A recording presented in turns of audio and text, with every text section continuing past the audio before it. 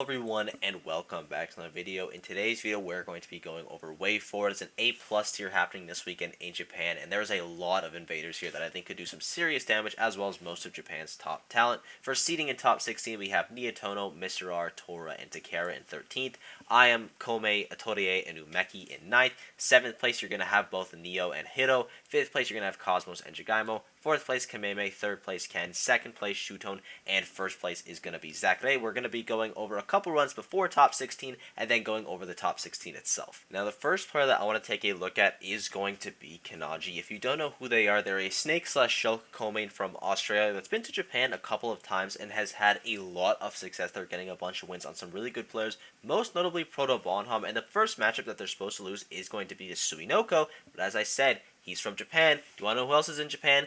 Jade Izzle. He is probably going to have a lot of experience in this matchup. Now, you could also argue that Suinoko will probably have a lot of snake experience just because there is so many snakes in Japan, but I definitely think that Kanaji can make this upset here, so I'm really looking forward towards that. And if he is able to make that upset in the winner side of bracket, the matchup isn't as favorable, but I still think that it is doable. It is going to be versus Mr. R. Now, Sheik is a bit of a weird one because I think Snake does beat Sheik, but Sheik is a character that's really quick, as well as Mr. R being from Brawl, and if you're from Brawl, you definitely know how to deal with snakes, so that could be a bit of a problem there, but you also don't really have any top caliber snakes in EU. The best one would probably actually be Mr. R when he used to play Snake or Astrat, so there's definitely a possibility that a little bit of matchup infamiliarity comes in because Brawl Snake and Ultimate Snake are still very, very different, so I think that is possible upset as well. And then you go into Zackrays, and that point you've already overperformed your seed, and I don't really know how it'd go versus Zackrays, because I've never really seen Zackrays versus a top super good snake. I'm sure it's happened, I just don't super recall it, but that could go either way. Again, it is Pit, and Pit's kind of a character that I don't really know how he would do in the meta, but I definitely think that he can 100% make a one through the winner side, and his loser side bracket isn't terrible as well. He's supposed to lose to Raito, and again, Snake definitely beat Duck Hunt. It's kind of just an upgraded Duck Hunt. So I think all the upsets that Kanaji has to make to overperform her seed are incredibly doable. The next one I want to take a look at is going to be Hikaru, who I do think is a little bit underseeded, and I'm interested to see which character he plays, because it could be the Roy, it could be the DK, it could be the Brawler, but it's most likely going to be mainly Sora, just because that's the character that he's been favoring a lot lately. And unfortunately for him, Kameme is going to be in Japan as well, so most of the top Japanese talent are going to know how to deal with Sora better than the rest of the world, so that's a little bit unlucky that matchup inexperience isn't on your side, but it still might be for Atorie as well. But the big thing for Hikaru that I would give him the advantage of is that he's won the last 2 encounters that these guys have played. Now, it is still Atorie's favorite lifetime. I believe it is 4-3, but if you're going off recency, you'd want to favor Hikaru there. And then if you go into Hikaru did lose to Hikaru, I think a week ago or something. It was pretty recent, so again, you'd want to favor Hikaru there, as well as Sora being an abysmal matchup for Bowser. That one's really, really tough. And at that point, you've already way overperformed your seed. And again, I don't know how anyone's going to do versus the Zackrays Pit, but if we go into the loser side of bracket as well, he has the matchup that he's supposed to lose against IM, and his matchup versus IM, I believe it's 8-7 lifetime. They go back and forth a lot. This could go honestly either way. I know I say that expression a lot, but this is a very unpredictable matchup. But that means Hikaru does have a chance in it. But I think if he's going to have a run, there's a huge chance he could do it through the winner's side. Next up, I want to talk about Akka, who I also think has a pretty good bracket for him. His first matchup is supposed to be against Kameme, who is up against 2-0 lifetime, so you definitely would favor him there. Then he goes into Nietono, which isn't as great because he is down 1-2 lifetime. He still has taken a set, those signs of life there, so he has shown that he's done it in the past. He can definitely do it again. And Hero's also just a character that you can literally never count out just because of down B and of crits, and Akka will go for those crits. He's one of the most I don't care players. I'm just going to throw it out, and if it works, it works. And it works 70% of the time because his reads are incredible. So Nietono is definitely someone that could get blown up. I'm curious to see, though, if it's going to be Pichu or Diddy Kong, because Nietono's been playing a lot of Diddy Kong, and that could definitely change how that matchup goes, maybe even favoring it in Akka, so we're going to have to see there. And then even if he does drop down to the loser side of bracket, his first matchup that he's supposed to lose is against Leah, and he is up against 1-0 Leah lifetime. Now again, 1-0, it's still possible that the other player can win. It's only one example, but of all the results that we have, he has been winning it, and as we say in the channel, no one would ever lose the run back, so I definitely think Akka can overperform his seed. And the final player that I want to take a look at before going on to the top 16 is going to be Masa, and it's not even because his bracket is particularly good for him. I just think he's been playing really hot recently, coming off a big win at Gen 1.1, and I'm expecting him to honestly carry that momentum into this tournament. He unfortunately is supposed to play against the first seed of Zackrays, which is a little bit unlucky, especially considering that he's down to Zackrays 0-2 lifetime, but that hasn't been Falco Pit, so I'm curious to see, does Zackrays actually play Pit this tournament? Does he play Joker for this matchup? Maybe PT? Not PT. And the final player that I want to take a look at before getting on to the top 16 is going to be Masa. And it's not even because his bracket is specifically amazing for him. I just have really high hopes that he can overperform because of how well he played at Gen 1.1. If he carries that momentum, he's definitely going to overplace his seed. He unfortunately has to play against Zackrays pretty early on, which is definitely not a great draw, especially considering that he is down 0-2 lifetime. But that hasn't been versus the Pit, so Falco Pit, he might be able to pull it out. That is, if Zackrays stays Pit, he could be Joker this tournament, he could be Rob, he could be Sheik. But I'm expecting it to be Pit, so that could be an upset for Masa, but off the stats, he'd probably send him down to the loser side, and loser side for him is actually pretty good, because he has to go against Shogun, who he's up 1-0 against, Suinoko, who he's up 1-0 against, and Takara, he is down 3-2 to Takara, and he has lost the last 3 times he's played, so that's not an amazing matchup, but hey, at that point, he's already overperformed his seed, so we don't really care. It's definitely possible, you know, he's taken sets off him before, and just because he's beaten these guys once, by the way, doesn't mean it's a guaranteed set, but in the past, he's clearly shown he knows how to play against both these matchups. I think these matchups are both decent for Falco, so I definitely think Masa can carry his momentum from Gen 1.1 and maybe even steamroll this bracket. And here we have our top 16. The school sheets was made, of course, by the lovely ICOOKIEMONSTERZ. Their stuff will be down below, like always. And this is, again, just the top 16 players as they were seeded. I'm not going to do any upset predictions because it's really hard to do. And I want to talk about all the players that were seeded top 16 because, you know, they definitely deserve to have some light shine on them. Our first matchup is going to be Zackrays versus Hero. Now, I'm going to give this one to Zackrays just because I think his pocket characters are really good versus Hiro, as well as he did beat Hiro the last time they played. Now, that was like 2 years ago before Hiro was like a super cracked top player, but I definitely think Zackrays is going to take that, though it's really, really hard to predict how well he's going to be doing with the Pit, but if it's anything like it was at Kaguribi, then he's probably got that one in the bag. Then you have Kameme versus Cosmos. Now, it's 1-1 lifetime, but the first time that Cosmos won was post-quarantine, rather pre-quarantine, and Kameme took it the last time they played post-quarantine, so I'm going to give that to him, as well as Cosmos definitely not knowing the Sora matchup, as well as Kameme knows the Aegis matchup, unless like Cosmos just has some secret Sora experience that I don't know about. Kameme should have that one both on paper and in practice.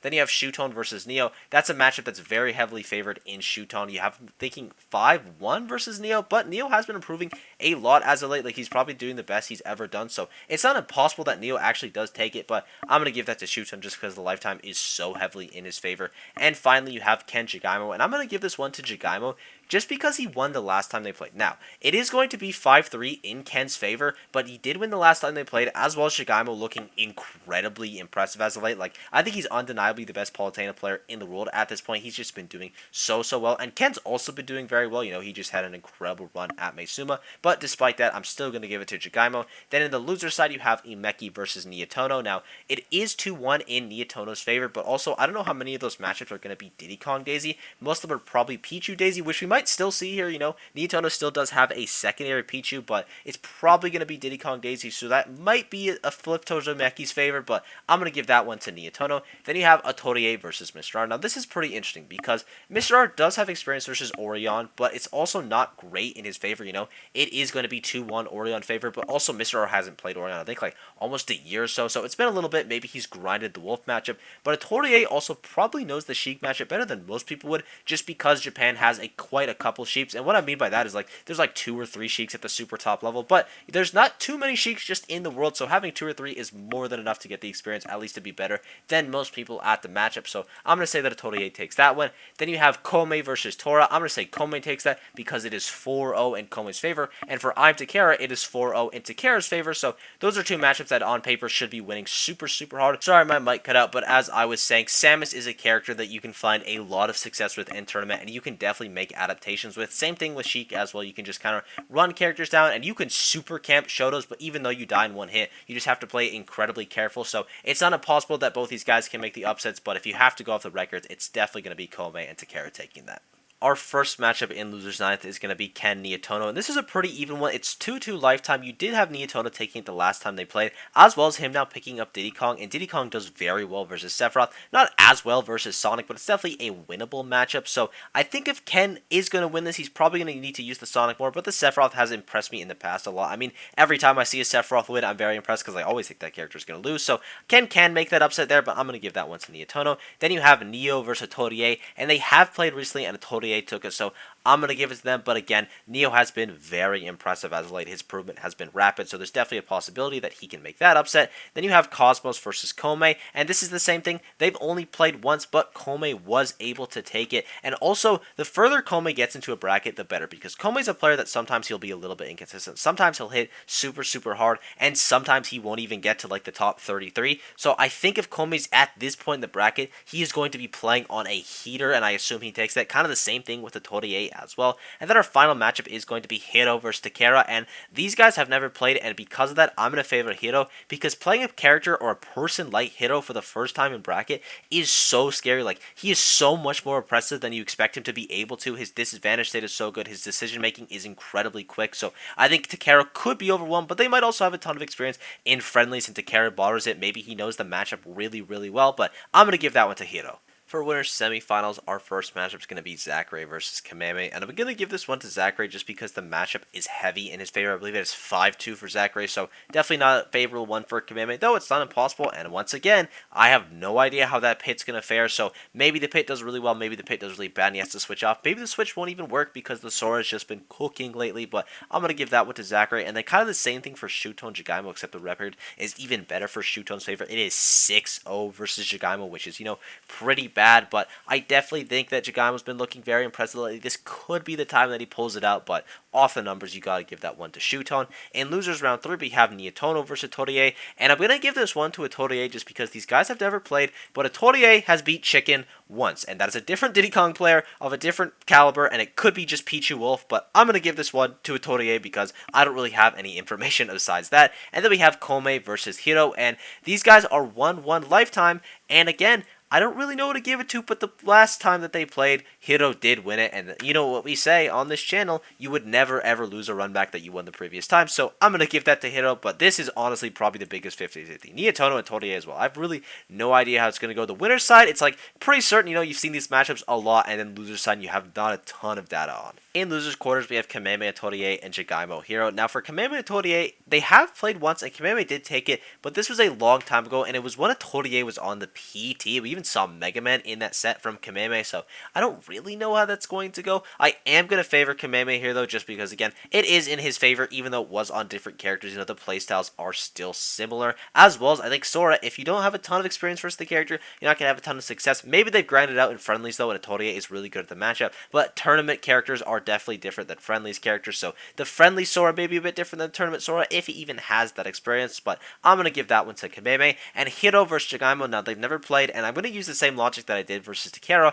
If you've never played against Hiro before, it is really, really hard to deal with him, but Jagaimo is playing Palutena, so you might want to favor him a little bit more just because you have such oppressive news, and your neutral is so good versus the super heavies like Bowser. Like, your ledge trapping as well is incredible, especially considering how bad Bowser's role is, so Jagaimo could just bully the absolute crap out of Hiro, but I'm going to say that he takes it with his X Factor. And here we have our final four of Zackrays, Shuton, Kameme, and Hiro. And for winners finals, I, again, don't know what is going to happen because I don't know how it's going to be with the pit. But if I had to favor someone in this matchup, I'm going to favor Zackrays just because he does have the lifetime record overall, but Shuton's going to be playing characters that Zackrays is used to. He's going to be playing against the Olimar or the Aegis. He knows how to deal with those. I don't think Shuton's going to know how to deal with the pit, and even if he does, then Zackrays has like an other 3 characters. So I think that's going to be a banger set, but it's probably going to go in Zackrays' favor just because he has a little bit of an unexpected factor on his side. Loser semis, you're going to have Kameme here. Now, they have played multiple times.